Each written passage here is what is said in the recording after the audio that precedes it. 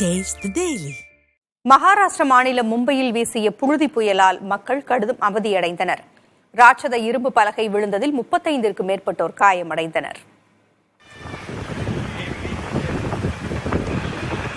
கடும் வெப்பத்திற்கு நடுவே மும்பை மாநகரின் பல்வேறு பகுதிகளிலும் மாலை திடீரென கருமேகங்கள் சூடி இருள் சூழ்ந்து காட்சியளித்தது.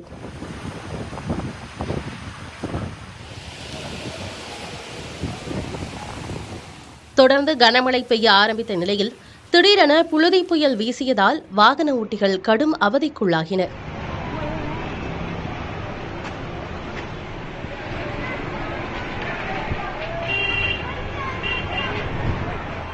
பாந்த்ரா, தாராவி ஆகிய பகுதிகளில் புழுதி புயலின் தாக்கம் அதிகமாக காணப்பட்டது. புழுதி புயலால் சிறிது நேரம் மும்பை விமான நிலையம் மூடப்பட்ட நிலையில் 15 விமானங்கள் பிற விமான நிலையங்களுக்கு திருப்பிவிடப்பட்டன.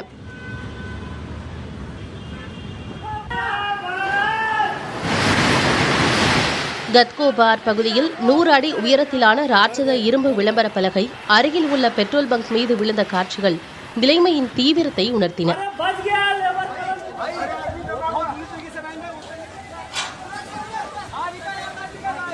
இந்த விபத்தில் 35க்கும் மேற்பட்டோர் காயமடைந்தனர். இதனிடையே ஆட்டோ மீது தென்னை மரம் ஒன்று விழுந்ததில் ஒருவர் காயமடைந்தார்.